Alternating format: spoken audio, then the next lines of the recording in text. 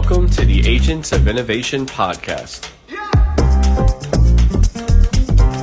where we feature conversations with entrepreneurs, philanthropists, and artists.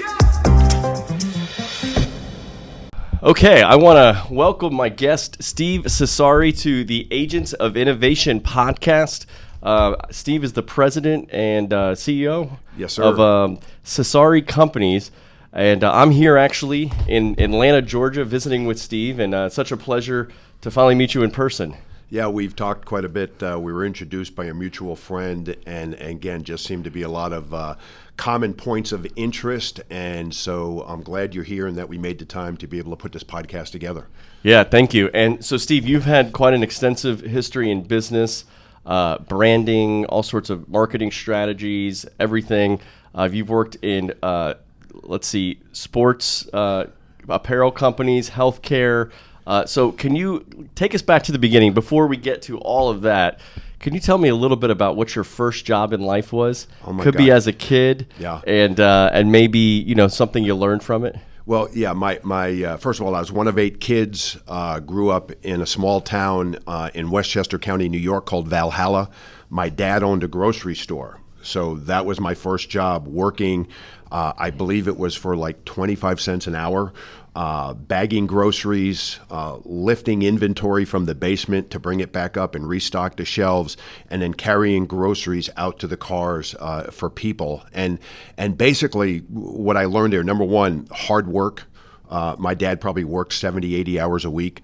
I also learned the importance of really being focused on your customers and helping them. And again, while a lot of other places, customers would carry their own groceries out, we carried groceries out. We delivered groceries to people. And one thing that really stuck out to me, Francisco, is I remember at the end of the month, my dad would take all of the kids and we would take kind of the accounts receivable because he let people kind of charge on open credit, and we would fill out the statements. And there were always people that couldn't or wouldn't pay, and my dad just kind of kept letting those slide, underneath the radar.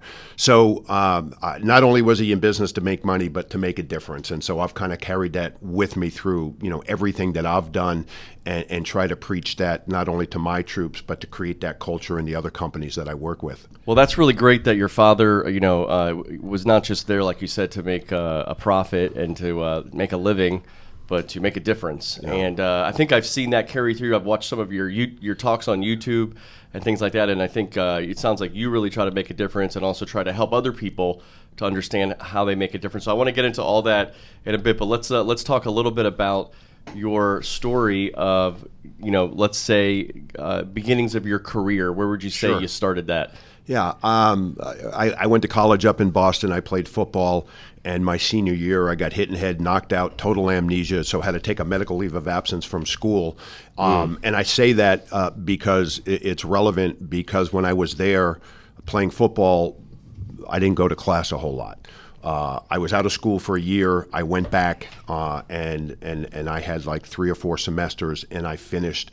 I was in business administration, and I came out, and this is the truth. The first 3 jobs I had, I got fired.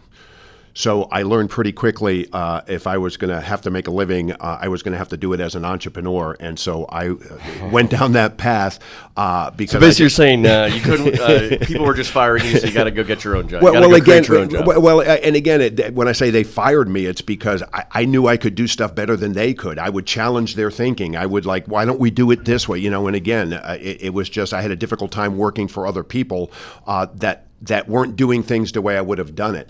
I work really well with teams when we have a consistent mission, and again, have built teams my whole life. So again, it was more just getting me into the niche that I needed to be in, and sometimes it's by hook, sometimes it's by crook, but I got there, and again, I just thank God every day that, again, I had that experience to know that I had to be an entrepreneur in order to do the things that I wanted to do. So, yeah, I've had a few entrepreneurs on this podcast that have kind of expressed similar things. They said, I could work for someone else. I've done it, but then I get to a point where I kind of figure out how things could be run better, and as I put that up the chain, no one wants to hear it or no one wants to implement it, and it gets me frustrated because an entrepreneur has a kind of mindset where they want to improve, they want to do things better, they want to help the company. They want to get more sales, whatever it is. And when they see those roadblocks, they go, I could do this better. Let me just go start my own thing. Yeah. And again, I it's just different personalities, not right, not wrong, just different. And I'm a ready, fire, aim type of guy. Okay. Yeah. I'm like, okay, I need real world feedback. I don't want to sit in a room and analyze and get paralysis by analysis. So I will go out and try something. And again, learn from the mistakes or learn from the successes. And again, to me, mistakes aren't mistakes. One of my favorite sayings is, I know what I know, but more importantly, I know what I don't know. And most of my successes come by surrounding myself with people a lot smarter than me. And again, a mistake's only a mistake if you keep doing it over again. But again, what I found, if you learn from it, it's not a mistake, but rather part of the process of gaining wisdom on how to do it better the next time. And so with any failures I might have had, I learned from them and used them to help create the successes that I've been able to achieve in business and in life. Well, I think that's important because, I'm sitting here with you. You're a successful guy. You've been through, many years in different businesses, and you're an author. We'll get to that in a little bit. You're a public speaker. But a lot of people might come across you. Maybe somebody who's come to a conference and they see Steve Cesari on stage talking all about this experience. And you just said you got to learn from failure. But when you're in that actual moment of failure, that day of failure, that week of failure, whatever it is, it's very difficult to say, oh, great, this is a learning opportunity, right? So what advice can you give to somebody who's in the actual time of going through failure? Maybe their business has gone bankrupt. They can't make money. They can't pay their bills. They're sweating it out. They've got to lay off employees if they have some. Whatever it is. What can you talk to them about? What they can do in the process of being in failure at that moment? Yeah, and again, it's always difficult to see the forest for the trees when you're in the midst of a crisis, whatever it is, either personally or professionally. And again, what I think I've learned over time, and the best advice I could give, again, you're going to feel the pain of it. You don't try to pretend it's not there, but I've kind of moved from asking, why is this happening to me, to, okay, what can I learn through this process? What is it that I can take away from this that's going to help make me better or create a better opportunity next time this happens? And again, I work with a group of men. I've been doing this for 30 years called Iron Men to help equip and encourage them to be a positive impact at home, at work, and in the community. And literally my message over the years, lots of stories, lots of different things, but basically manhood means moving. And womanhood too. Regardless of what's going on in your life, you need to continue to take action to move in the direction you want to go. Action overcomes fear. Action overcomes worry. Action overcomes almost anything that is going to be pulling at you. And again, what I found is that if you sit and dwell on whatever that failure or mistake is, it just gets worse. Instead of trying to take what's the next step, what's the next action, who can you call, who is a relationship or somebody that's been through it that can talk you through it and encourage you and help you through that process. I think that's excellent, and that's what I try to preach through my company. I started Fearless Journeys. Just keep moving forward, right, through it. And I like what you just said, find that next step and maybe find people, resources. I think that's also the importance of having mentors, being part of groups like Ironman. Can you tell us a little bit more about Ironman? Why you started it? Who's involved? What kind of things you guys do together? Yeah, I actually founded it over 30 years ago, and the senior minister at our church was looking. Guys have you have your home and you have business, and he was looking to create a third space, and literally that's what Ironman became, a place again for guys to gather to learn from the wisdom and mistakes of other people. And Francisco, this. There's over the 30 years I've been doing this, there's nothing anybody's been through or has gone through or that I've gone through, that is new. It's just, unique to the person going through it. But when people find out, wow, I'm not the only one that ever went through that. I'm not the only one that ever went through a divorce, a bankruptcy, whatever it might have been, not from misery loves company. Well, maybe a little bit at first, but from the perspective, hey, Steve got through it, Francisco got through it, John got through it. Let me show you how to make that happen.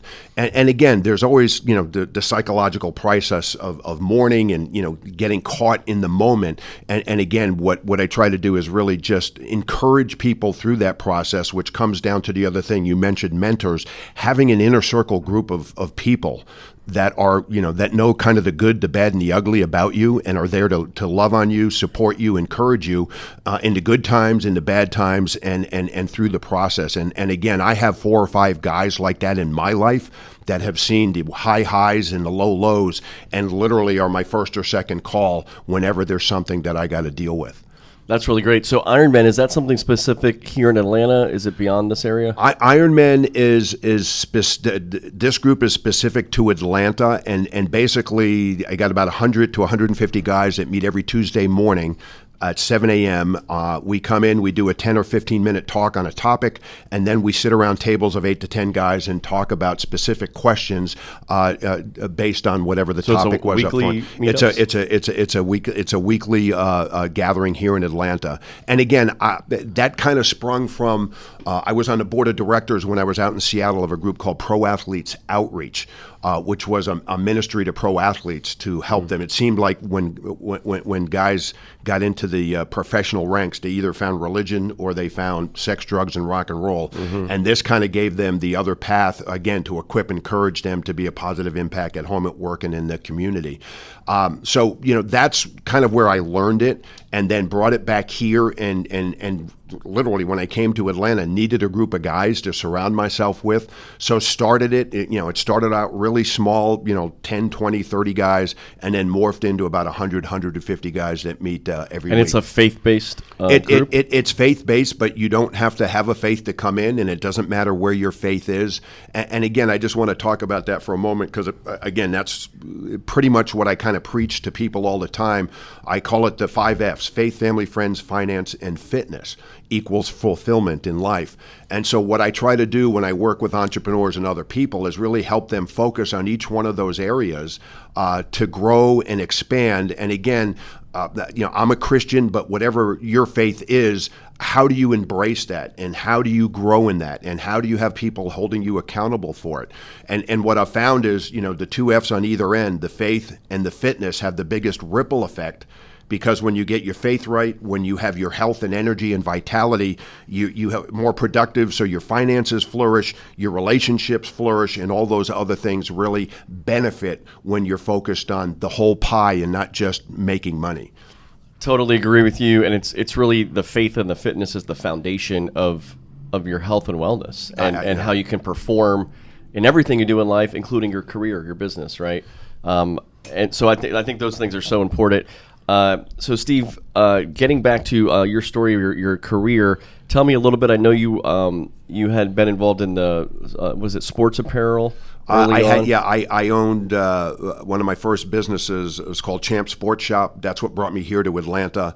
At one point, I owned 3 of these franchises. Well, they weren't franchises; they were corporate stores. And their growth strategy, there were 2 main business owners, Rick and Pat, and basically they ran out of family. And I was the first non-family member that would be kind of the owner-operator. And so literally started down in Panama City, Florida, and then came up here to Atlanta and opened up Champ Sports Shop at Lenox Square. And I like to say, that experience, that was a great learning experience for me, but I learned more about what not to do in business. And I'm not going to go real deep into it, but just these guys kind of skirted the way you should conduct business. Keeping 2 sets of books and, just writing off expensive cars on the company. And I just always told myself but when I started my own company, that I was going to do it differently, and I was going to really try to do it from a high integrity standpoint. And again, to me, you can learn from every moment in life. And one of my favorite quotes is, everything we've experienced has prepared us for what we're supposed to do next. And that's the good, the bad, and the ugly. So again, when you go back to wherever you may be in life, if you're in a down moment, just continue to ask yourself and write down, what can I learn going through this process that's going to help me down the road? And then start setting some goals and visions for how you want your life to be, or how you want your business to be. Because again, I'm a big believer, if you can think it, you can do it. The problem is people get stuck, as I talk about in my book, into stinking thinking. And they start getting negative self-talk, and they start talking down on themselves. And I always ask the clients and the people I work with, what are you saying to yourself about yourself? And again, sometimes we're our own worst enemy when it comes to that. So lots of things that go on. And when I talk about fitness, I'm not just talking physical, I'm talking emotional, I'm talking, mental, because all of those things are really, really important in building into you becoming the person that you're striving to become. Yeah, no, I think all of that is great. But boy, just listening to you here has been great. And, when you talk about writing things down, people, that can be journaling, right? Yeah. And I've been noticing that from a lot of successful entrepreneurial people. They're getting good at writing their day down, their thoughts. Like, it's also those things, sometimes we say, because we're, especially people of action, we're constantly going. Sometimes when we get those moments to disconnect, sometimes it's just 5 minutes in the shower, right? You get those thoughts in the shower, and you're like, just, hey, go write them down afterwards. Because sometimes, we have I think I heard this in your talk, 64,000 thoughts a day or something. I was like, 64,000 thoughts a day. Yeah. And so some of them we probably don't even comprehend, right? Yeah. But the ones that we really do, like you said, write them down, think about it, but as you're going through life, even just your feelings, your thoughts, whatever, that could also be therapeutic, not just good to put down goals and visions, but also, in a way, getting things off your chest. Yeah, and again, just going back to that, the average person has over 64,000 thoughts a day, and again, as I jokingly said, for guys it's even worse, because 60,000 of those thoughts are about one thing. So it's real important on how you program your mind, what we let in. And then once it's in there, again, it's not garbage in, garbage out. It's garbage in, it stays in. So again, real important. My former partner, Tommy Newberry, calls it positive mental nutrition. What are we listening to? What are we watching? And is that okay? Is that going to move us in the direction that we want to go? So I think, again, it's real important that you help to program yourself and move yourself in the right direction. And then, what are you saying to yourself about yourself? I have a 5 or 6 different affirmations on my refrigerator. I'm 68 years old. I have 4 kids, 7 grandkids, and another one coming. So I have a picture of my grandbabies up there. And some of my affirmations are, I can do anything, I can accomplish anything I put my mind on. I have the energy to accomplish anything I want to do. Food is fuel. Movement is medicine. I can do all things through Christ who strengthens me. And then just talk about, inspiring other people around me to do the same thing. So again, for me, I need a constant reaffirmation of keeping my mind programmed to move forward and do the things that I want to do. I'm reading a great book right now. I just finished reading it, called The Big Leap by Gay Hendricks. And basically he talks in there, he's a Stanford-educated PhD psychologist who has interviewed and worked with thousands of people.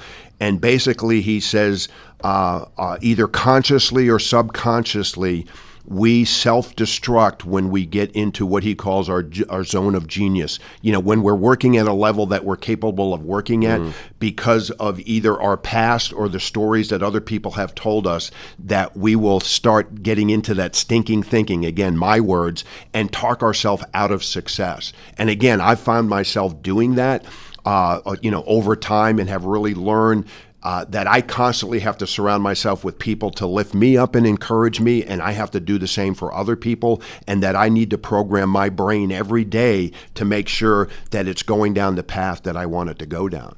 Well, this is all really amazing, and Steve, I think our listeners probably right now, this is just like a fire hydrant of information because you're just spewing out so much wisdom all together. I do want to take this moment to remind people, to subscribe to the Agents of Innovation podcast. If you haven't done that, whatever platform you're listening, I know we're on Apple, Spotify, YouTube now. I'm doing these on YouTube, putting the full videos up, so it's really fun to do that because this is a fire hydrant sometimes listening to these entrepreneurs like Steve who have just so much information and to share. And I hope that you'll share this podcast with other people so they can hear and be inspired by Steve like I am. That's why I'm sitting here in Atlanta with him right now.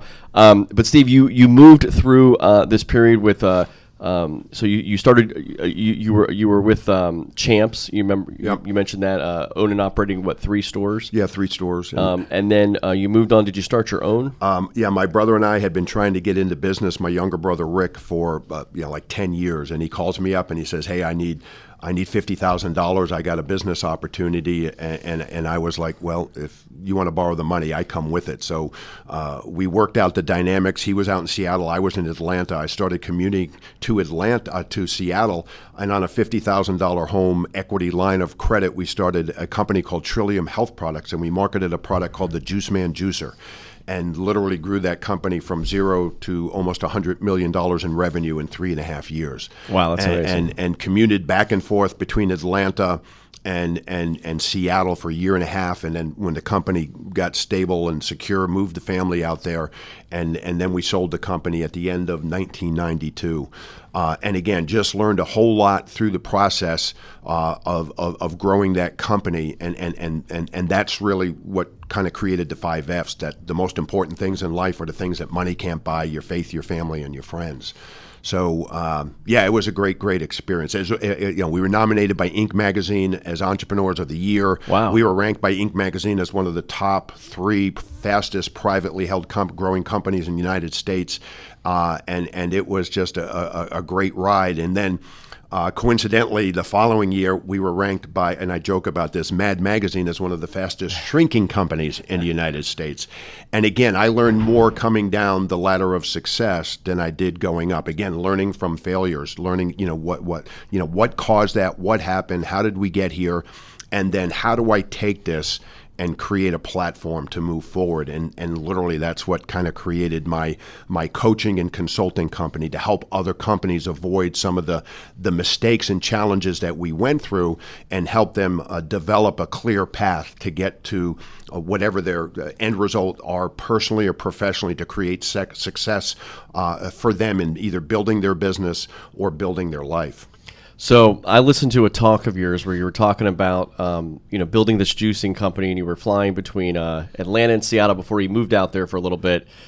And Atlanta's a great place to fly from, right? I mean, the flights coming here. You have Delta now. You had Eastern Airlines then, and I heard you talk. It said you were selling juicers on the plane to other passengers. Well, and again, this is a point that's really important. And I share with people all the time, if you're not passionate about what you do for a living, how can you expect anybody else to be? And literally, again, I would fly on, I probably had 1.5 million miles on Eastern Airlines, then they went bankrupt. So, and again, I would fly Eastern because it was the cheapest. I'm a million miler with Delta now, but I flew Eastern, and I didn't fly first class because, again, even though we had the money to do it, was always kind of bottom line oriented with the business. I mean, we commuted, and when I would sit on that plane, this was back in the day where they still served you what they called food, which I'm not quite sure it was. And again, it was a meal. It wasn't peanuts. Yeah. And we were in the health and nutrition business, and our mission was to educate people about good health and proper nutrition, and provide them with quality products to live the healthiest, life they could. And so I'd start talking to people, the proverbial, so what do you do for a living? And by the end of the trip, I would have sold a juicer to them that paid for my flight. Again, not because we had to sell it, but because I was so passionate about it, and I knew that if they changed their dietary habits and incorporated juicing into their life, they were going to have more energy, they were going to think clearer, and they could be more productive. And I would say probably 90% of the time I actually sold a juicer going out and a juicer coming back that paid for my flight. So that's amazing. Yeah. So was it in that business, or when you moved into some more coaching and consulting? Because I also heard the story about the George Foreman grill.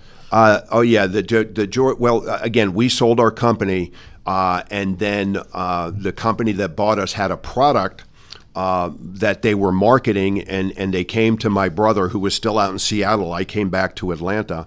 And we both worked with George Foreman on a little different level, and hopefully not in the ring. No.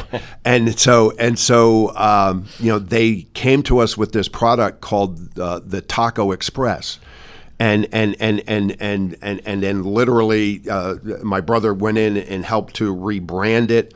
Get a spokesperson to get involved with it. And again, it's a funny story how that came to pass, because there were two products. There was this Taco Express, and then there was this thing called the Thunder Blender. And literally, the agents of Hulk Hogan and George Foreman were called about the opportunity. George's agency got back like half a day before Hulk Hogan's, and George got what became known as the George Foreman Grill. It was rebranded from the Taco Express to the George Foreman Grill. And again, I think the story you're alluding to is that when we launched the infomercial, we had George Foreman sitting in the ring with his heavyweight belt on and his boxing gloves, and he was like, knock out the fat. And this was like, a couple of guys sitting in a room say, hey, won't this be cool? And then literally after spending like $500,000, we were getting horrible KPIs, the key performance indicators on, the return we should have been getting for this.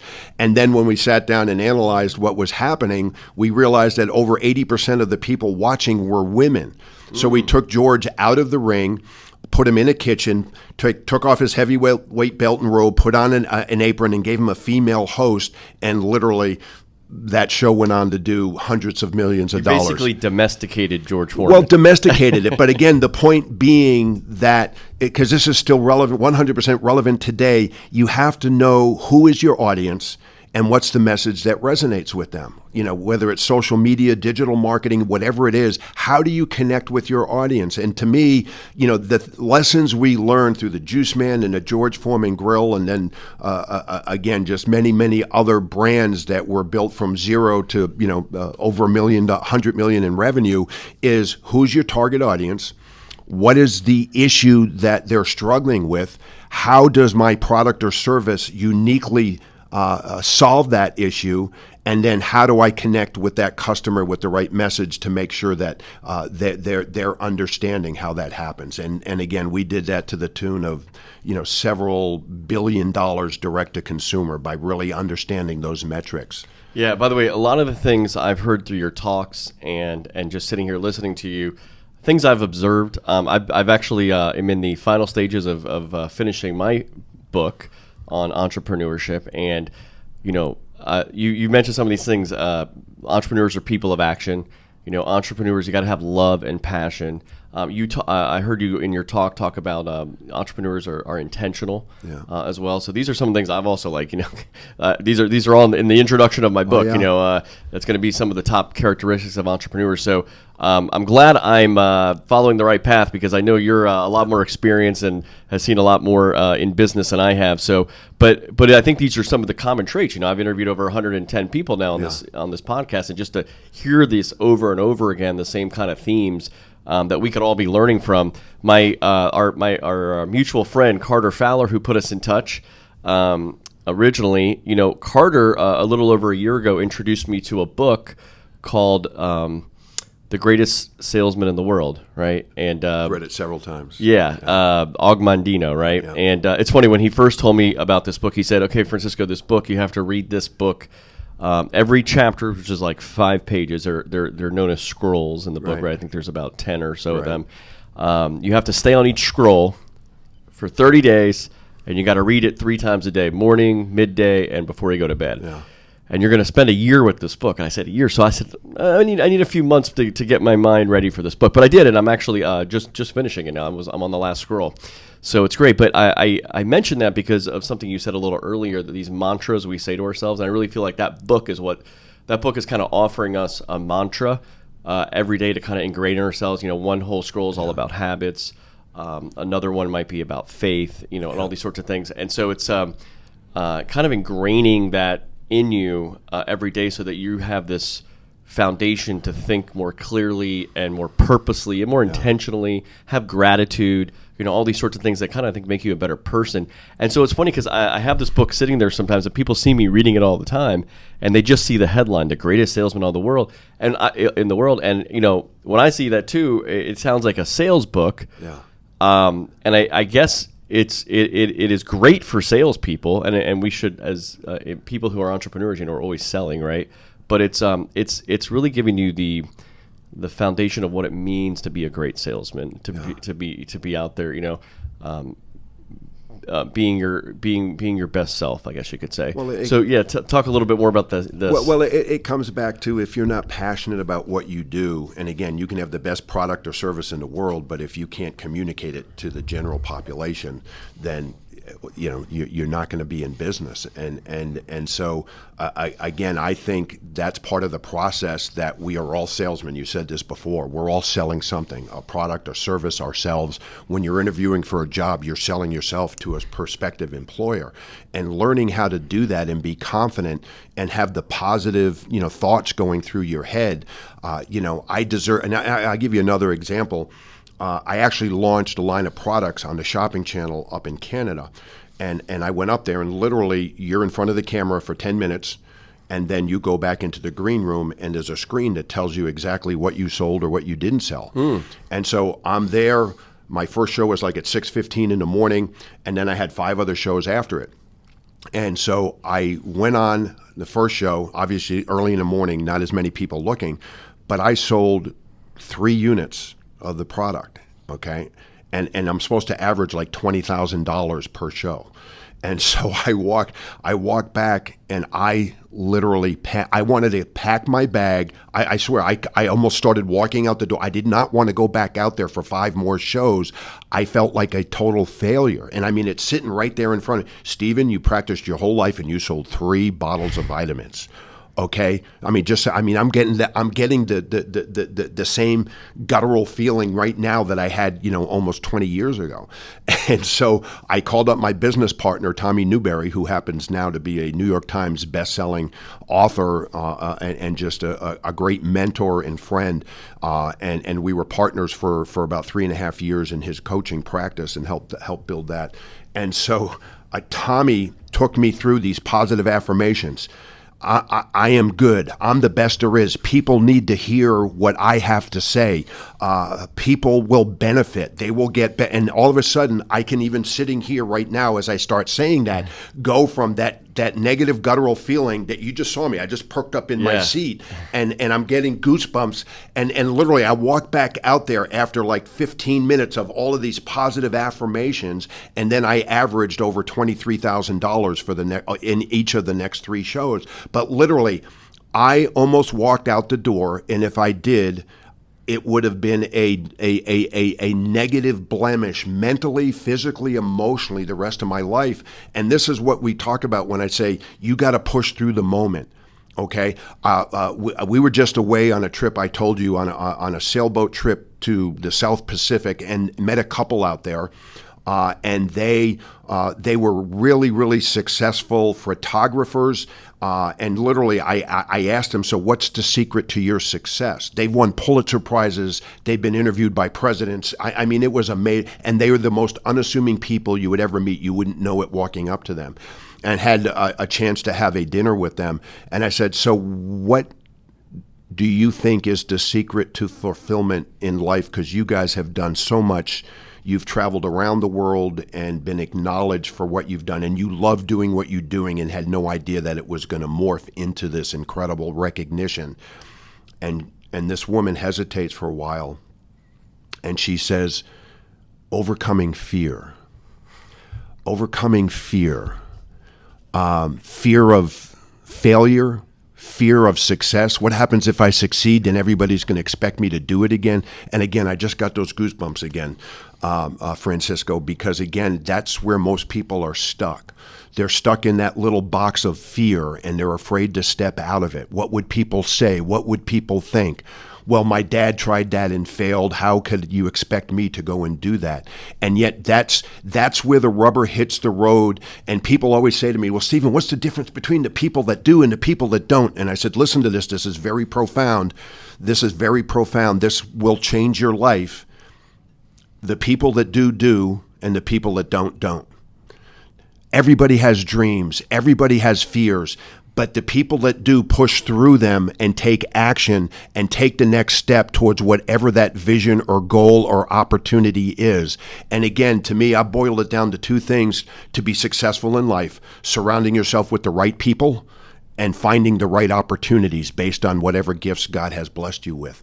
And if you can do those two things, you will have a clearer path to get to the place that you want to be. Surrounding yourself with the right people, that means you have to say no to the wrong people. Mm-hmm. Again, and this isn't being judgmental about people. This is just surrounding yourself with people that are going to lift you up, encourage you, mentor you, coach you, help you through the tough times are there. I know the 4 guys that are going to carry my coffin or my ashes at the end of it, okay, because they've been with me my whole life. Okay, and that has been nurtured and developed, and there might be more, but I'm not looking to grow really deep. That's hard. It takes a lifetime to really grow relationships like that. And so my question to your listeners would be, who are the people that are going to be carrying your ashes or your box when it's all over? Who are the people that know the good, the bad, and the ugly about you and love you anyway and are there to encourage you and lift you up? And again, this is personally and professionally. You mentioned that word intentionality before. That's what my book Clarity is all about. How do you be intentional on a personal and professional level to accomplish the things that you want to accomplish? And the only thing standing in the way of your success and my success is fear. The fear of the unknown, the fear of what happens if we do, what if we don't. And so if you can get anything out of today, it would be the encouragement to find whatever that next step is to move you out of that box of fear, whether it's on a personal or professional level. Yeah, Steve, so much there. It's awesome. It's funny, the more I talk to people, like the people you met on your vacation, is fear. I mean, it's fear is the thing that people got to push through. It's partially why I named my community Fearless Journeys, although to be honest with you, when we came to that, and by the way, I hired Carter to be my brand guy. Yeah. So we were sitting here in Atlanta 2 years ago, right? June of 2020. Yeah. And we put on the board at the end of we had been doing branding sessions by Zoom for about 6 weeks. We were putting all the things together. I didn't even know I was starting a business, right? At the beginning of it, it was just like, what I'm doing all these things on the side. What can I do? What can I offer the world? All these sorts of things. Maybe what can I get paid for? All these sorts of things. And then we finished with 2 full days of sessions here in Atlanta. Brought in a couple friends into some of those sessions. And at the end of the day, we had the word Fearless Journeys we had the name on the board. And I was like, how did we get to that? So, like, what? But the idea that how we got there was, we wanted this to be a brand that emboldened people and inspired people and activated people. And when we started putting a lot of words on the board, bold and courageous and all these things, and fearless went up there, and we kind of liked it. And then on the other end, what we're going through today is your journey. What I've been doing on this podcast for 7 years is trying to help people, the listeners, understand the journey of the person I'm talking to, because as you mentioned, it's not success doesn't happen overnight, and it's a journey. It's all of the formative things, not even just the thing you've done in that particular job, but all the things you've done in your life that prepared you for different moments. And so that's where we got the word journeys, right? And I really liked it. And then plus I have a travel component in my community, and I was like, well, journeys kind of make sense with that too, right? But when we came to Fearless Journeys, I really wasn't wholly sure about it that day, because I thought we kind of got there so fast. But then it kind of grew on me, and as I read more books, as I offer books we have a book club in our community and everything, I start seeing a pattern in all these books. I mean, all these very formative books, from The Alchemist to Rich Dad, Poor Dad to all sorts of books, and they're constantly talking about fear, and they're talking about pushing past the fear. And that's the thing too.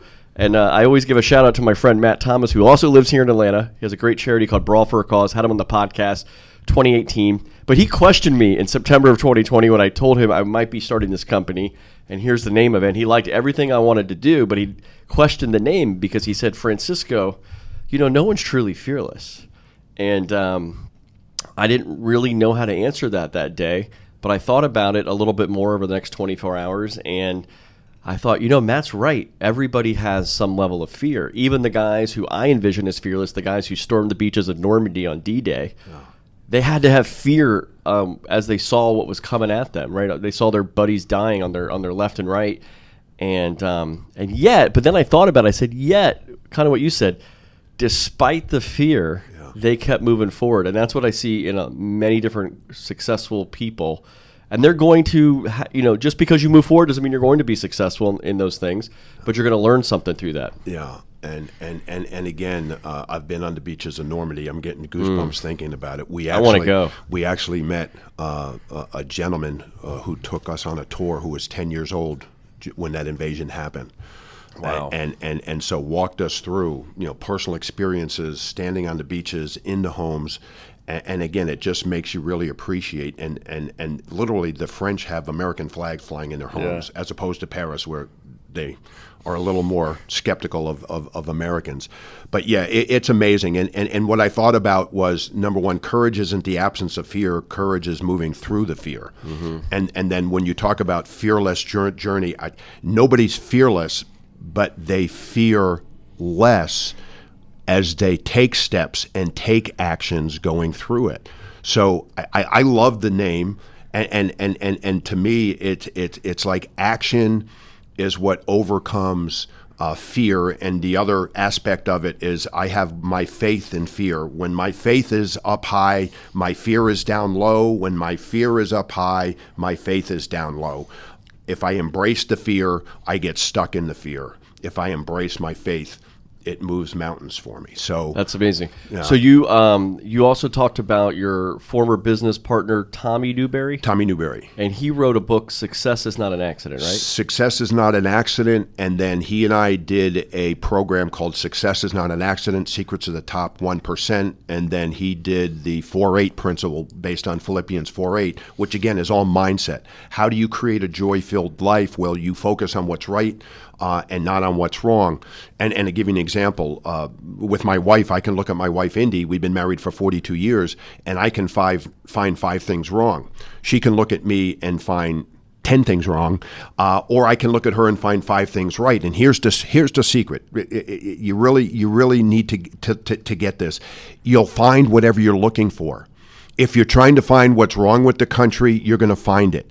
But joy and satisfaction and fulfillment come from finding what's right in your life, what's right with the people around you, what's right with our country, and counting your blessings and not counting your problems. Gratitude. Gratitude. Gratitude is a learned attitude, and we can all do it. And, when I sit down to eat, people say, are you allergic to anything? And I always respond, crabby people. And they laugh, but it's like, we're in this world, and we can either pull people down with our, sad attitudes, or we can lift them up. When somebody says, well, how are you doing? I'm always like, it's all good in the neighborhood, and they start laughing and chuckling. And then it's like, how I always try to be, and I don't do it all the time, but how can I make somebody else's life better? How can I lift them up? Is there somebody I can introduce them to? Can I buy them a sandwich?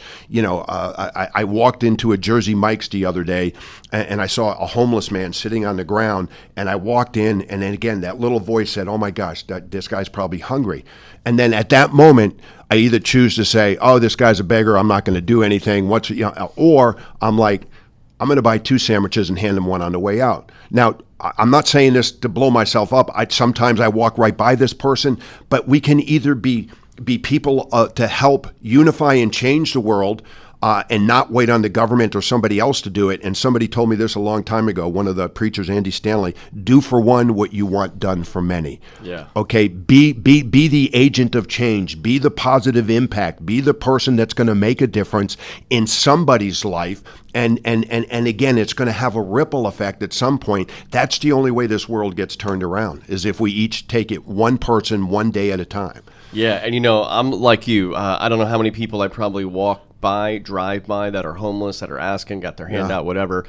But once in a while, I get that little voice that says maybe, and sometimes it's just looking in someone's eyes and going, this is, and same thing. I was walking into a Chick-fil-A, I don't know, 5 or 6 years ago in Orlando. Yeah. And a guy asked me for some money or something. I said, because he wanted to eat. And I said, well, why don't you come inside? Because I have a philosophy. I don't like to give people money. I don't know what they're doing with it. Yeah. I don't want to make their life worse if they're going to do something bad with it.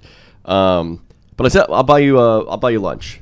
And then, you know what? I took it one step further that day because once he got handed the lunch, he started to, I said, hey, you want to sit down with me and have lunch? Yeah. And then it was like we had a 20-30 minute conversation, that's awesome. Right? Yeah. And I think like it shows some person, like they just think you don't care. Okay, you're just passing by, giving them $1, giving them lunch. But to be able to sit down and have a conversation, just showed them some dignity. It gave them some self-worth, asked them some questions. In fact, I guess I was so friendly with the guy. He asked me if I had an extra room that he could stay in, and I said, "No, I don't think we're that friendly just yet." So see, but here and here's the phrase that resonates with me with what you did is we all need to be more curious and less judgmental. Okay. Everybody has everybody has a story, but we don't take time to hear the story, and literally, I have people that pray all the time. We pray for this, we pray for that, and again, I call it the 3 stages of prayer. In number 1, it usually goes something like this: Dear God, gimme, show me, show me, show me. Number 2 is Dear God, please help the Jones, the Smith, everybody else, and then number 3 is. And this where the rubber hits the road. Dear God, let me be the answer to somebody's prayer. Okay, and so that's how I like to look at life. How can I put myself in a position where I can be the answer to somebody's prayer, whether it's meal, housing, hunger, whatever it is, to go out there and be part of a positive change that's going to create impact and influence that are going to help people, not just with a hand out, but a hand up. Yeah. And that's how the world's going to change and become a better place. Yeah. So, by the way, I like the program you had, Success is Not an Accident. I have not read the book yet. The book's been on my list for a couple years.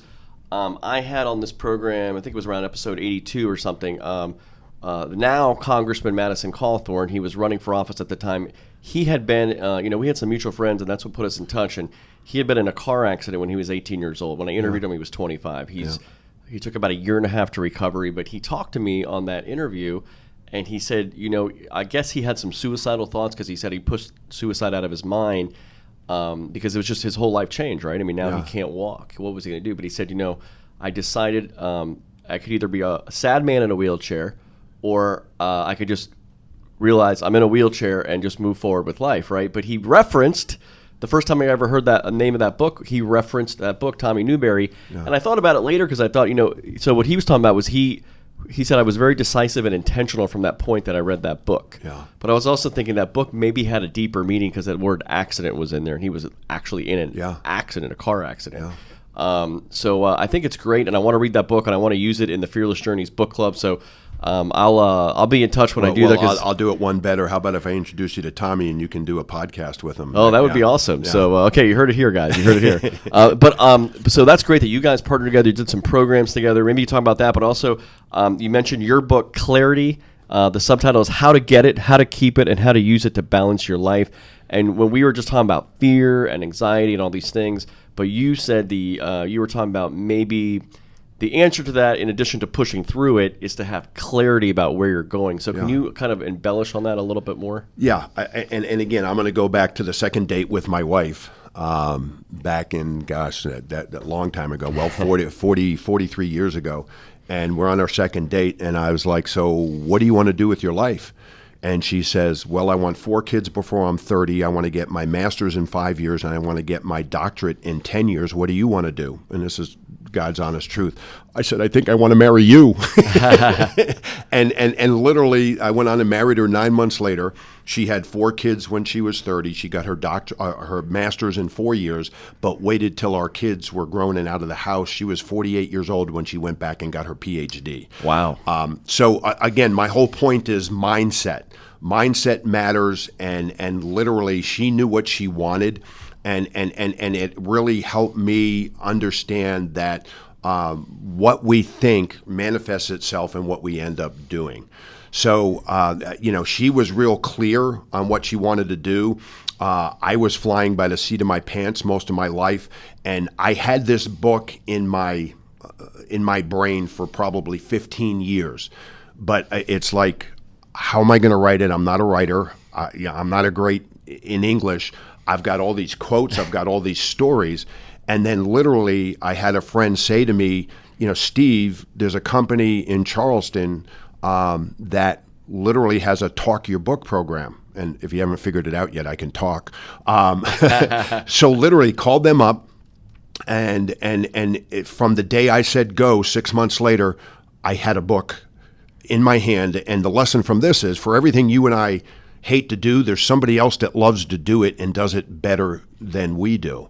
And that's the whole goal, is trying to stay focused on what your core competency are, or your high payback activities, as I call them in the book, and then delegate all of the other things to people who can do it better than you. And so that book, 2 weeks after I did it, I was in front of an audience of 3,000 people and sold enough books to pay for what it cost me to have that book done. I wrote it as a legacy for my kids. I wrote it because I didn't have it most of my life. I wrote it because I just felt inspired and compelled to try to help other people go through the learning curve faster than I did myself. And so it's all about being intentional on a personal and professional level. And if I was to go back and change one thing, it would be not balance, but integrate. We're always going to be out of balance. And what I've learned with the people I've worked with and working with myself, it's learning how to integrate faith, family, friends, finance, and fitness all together, because it's always going to be out of kilter a little bit, but you have got to pay attention to all five of them in order to get the maximum joy and fulfillment out of life.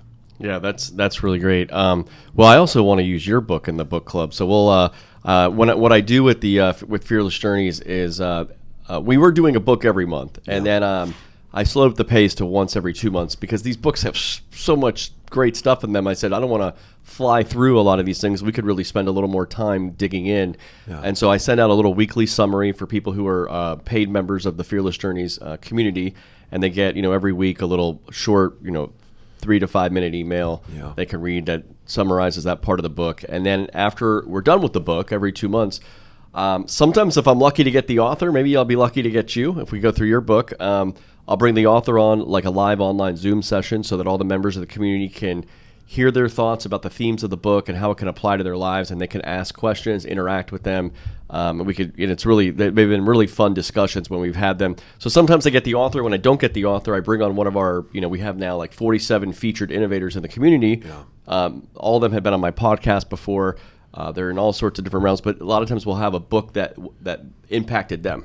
So coming up here near the end of July, I think it's like July 21st, I got 3 of our featured innovators, Dan Lesniak, Claudio Sorrentino, and Sean Gross, who in the course of knowing them in their lives and their careers, they've all mentioned Rich Dad, Poor Dad to me. And so I finally said, I need to read Rich Dad, Poor Dad, and let's make that one of our books. So we're reading through Rich Dad, Poor Dad right now by Robert Kiyosaki, who, by the way, is like everywhere right now all of a sudden. I don't know if it was like this.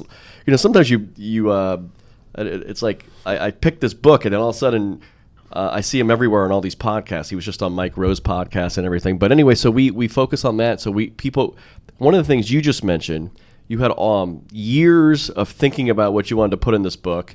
You had years of experience and wisdom, things you wanted to leave to your kids and to other people, so that you said it so that they could learn from your mistakes and your experiences.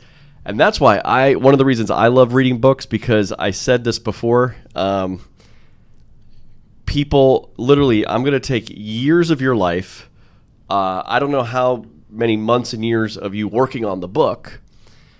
And maybe in, 5 or 10 hours, I could just steal all that wisdom from you, Steve. I don't have to go through the years and whatever to acquire. Now, you actually, live the experience and everything. But I can soak that up in a book, and I think that's the beauty of books. Yeah. Also, the beauty of books is not just for that, but I just finished reading a few months ago Mark Twain's book, The Innocents Abroad. He took this journey on this steamship in 1869 to across the Atlantic into Europe, into the Holy Land, and I'm sitting there reading this book and thinking, like, I just felt like I was living with Mark Twain for these 6 months or whatever he was on this journey, but he lived, almost 200 years ago, and so it's kind of cool that you could almost put yourself on a spot, learn from somebody, kind of connect, have some funny laughs with them in the book, and so you can kind of connect with people across time through books too. Well, and again, somebody has said the only difference between who we are today and who we'll be 5 years from now are the books we read and the people we meet.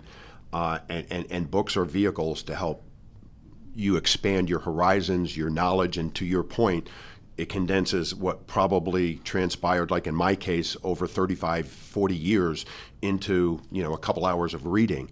And again, I don't know everything, but I know a lot, and I think I learned that from experience. I learned that from books. I learned that from mentors. And so, to me, you need to be a lifelong learner. That's part of the process. That's the only way you get to where you want to go.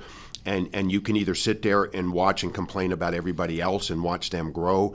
And that's typically what I find, that typically people that take action and make stuff happen, and then the other people will sit down there and complain or find fault with, well, look at this, but he did that or he did that. And literally, you're either on one wagon or the other. You're out there making a difference, making change, and we all have the potential to do that. And so the question is, what are you going to do with that? How are you going to get where you want to be? What's the next book you need to read? Make a list of 10 people that you want to meet. I'm just doing this for one of my clients right now, who is the head of a international nonprofit company. And again, one of the books, other books that kind of coming up for me was called The Power of Thinking Big by Robert Schwartz. And then, of course, the classic Think and Grow Rich. Those are both in my top 10. We actually had, my brother and I did excerpts from The Power of Thinking Big and made all of the people that came to work with us read it because it helped you think, again, like an entrepreneur. It helped you get outside of your comfort zone. It's kind of the Zig Ziglar, fake it till you make it. You got to start thinking it, doing it, believing it, and achieving it. And so, again, 100% agree. Thank you for doing what you do with your book club and for presenting it through podcasts and other media venues to help people be better and to be their best self. And again, that's what I'm here for, to help entrepreneurs and their families to be the best, achieve the best at home, at work, and in the community. Thank you. And you also talked about mentors. That's why we have these different featured innovators in the community, so they could also be mentors for people. I think people need mentors. They need coaches. They need people who, like maybe it was Tommy Newberry backstage for you. Oh yeah. I mean, that was literally like a coach, right? Yeah. It's like we think about. Tommy was my coach for 2.5 years before he was my partner, and then we just liked each other. We got in business, and again, everybody can use a coach. But everybody won't do it. I mean, Tiger Woods has a coach. Everybody has a coach. Phil Mickelson has a coach. Tom Brady has a coach. Everybody, the best of the best of the best of the best, still have coaches that help them be the best and sustain being the best and stay at that level that they're at. Yeah, I mean, when you think about it too, and we athletes actually have real coaches pumping them up on the sidelines, giving them strategy, things to work on, right? To go out into the game and to perform, but we also, entrepreneurs need coaches. Everybody needs a coach. I mean, just a life coach or, people you can talk to. People, you talked about your four, best buddies. Yeah. People you really can trust. There's a trust factor there. People who believe in you, that want to help you. So that's another reason we created the community. But that's what you do too with Cesari companies, right? So can you just? I know we only have probably a few more minutes left here because you've been very gracious with your time here. But I could probably talk to you for hours, and I know you can talk for hours. But tell me why you moved into this sort of coaching and consulting and what you do day to day. Yeah, well, number one, again, I like to control my time. I spend a lot of time traveling with my kids and grandkids, and so I like to have a business model where I can dial it up or dial it down. So, what I have done is gotten to the point where I'm in this really happy medium where I can work hard, play hard. And so basically what I focus on is working with a select group of entrepreneurs, again, mostly helping coach them through that 5F model. Most of these people are either in a entrepreneurial corporate position or have started their own businesses, and so we're looking, how do I integrate this, the personal with the professional, the faith, family, friends, finance, fitness. And so, we'll meet twice a week over the course of probably 6 months. Twice a month over the course of 6 months. And again, it's the basic premise of how we look at life our business is what's working, what's not working, and what are we going to do differently going forward, and just really kind of unfold and unwrap where they might be stuck, what are the challenges in their life.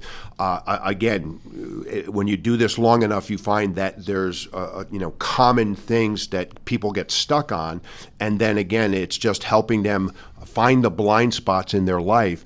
And once they understand what the blind spots are, providing them with the resources, either through myself or through my network of people, to help them overcome that and free them up to be the best that they can be at home, at work, and in the community. And again, real big on helping people not just make money, but make a difference. And really love to work with people who are going to have impact and influence. That's why I love doing podcasts, love doing this with you. This is going to impact and influence and hopefully have a ripple effect, with a few people who might talk to a few other people, whatever your listening audience is. And to me, that's what life is all about. How do I take my life experiences and share them to help other people be better at whatever they're trying to do? That's great. And Steve, if people are listening and they want to find you, how would they do that? Yeah, the best thing to do is Steve at stevecesari.com is the easiest way to do it, or Steve at the Cesari Companies. And Cesari is Cesari. Yeah. Okay, great. And again, what I'll do and that'll be on the show notes and everything, so I'll put all that in there. And what I'll do for anybody that reaches out, one of the things I did early on in life when I was in my early 20s was a Dale Carnegie course. And Dale Carnegie had this little golden book of rules. If you reach out to me, I will send you a digital copy of the golden book of rules, which is still kind of my go-to Bible today that I've been looking at for over 40 years. So it's a great little piece of information, and happy to provide that to any of your listeners that reach out and want more information. Well, one of my listeners is always my dad. And he probably doesn't need that because he's had that golden book from Dale Carnegie for years. He was in sales as well. Oh, so that's awesome. That was the first time I ever heard about Dale Carnegie, and I've heard about Dale Carnegie much of my life because of my dad. So thank you, Dad. But it's proved true. I mean, the reason why so many people cite him because of some of that. So that's great. You can contact Steve for that golden book of rules from Dale Carnegie. And Steve, one last thing. You talked earlier about Ironman. That seems like something, I don't know if I want to use the word philanthropic, but it's more of a community-based thing, and I think that's great. I'm a big fan of, Alexis de Tocqueville, who came to America in the 1830s, and one of the main things he identified of America that was different about our democracy than what he saw in France and other places in Europe was that Americans, in particular, we have these intermediary institutions that are not government and that are not, corporations and that are not the individual. It's something in between that, and that's the community.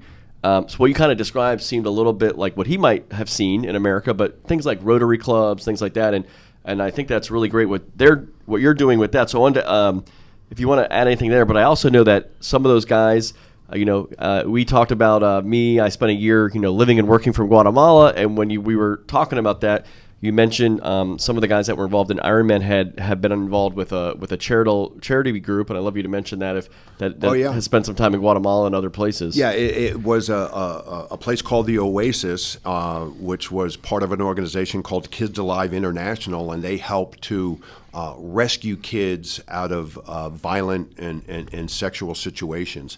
And the gentleman that ran the Oasis down there, his name is Corby Dukes. And Corby not only rescued these kids through this organization, but he also, over his 13 plus years of being down there, went after the perpetrators and had a 70% success rate, taking them off the streets. So just an amazing man who lifted up his family and life living here, not here, but off of Fisher Island, to go and make this big sacrifice. And now he's the new head of Kids Alive International, and just a great organization. And again, whether it's Kids Alive or something else, it's always what I challenge people. Where can you make a difference?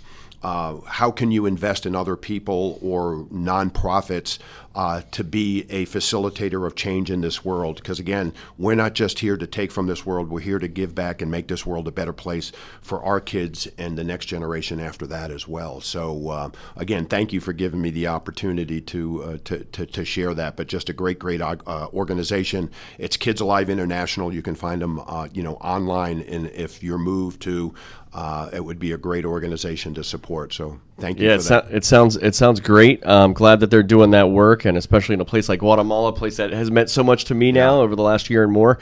But yeah, Steve, this has been really great having you on the Agents of Innovation podcast. Again, Steve Cesari. Again, the website Steve at stevecesari.com. Steve at stevecesari.com is the email. Okay, website is just stevecesari.com. Okay, stevecesari.com. That's great. And so you can find him there. And I just really appreciate your time here, Steve, with me. And I thank you for being an agent of innovation. And thanks for being on the Agents of Innovation podcast. Hey, my pleasure. And thank you for doing it. Thank you for having me on here. And God bless. And call in and we'll get you those Dale Carnegie Golden Book of Rules to get you moving in the right direction and take that first action to get and achieve and do whatever it is that you are striving to do. Highly recommend it. Please take Steve up on that offer. And thank you for listening.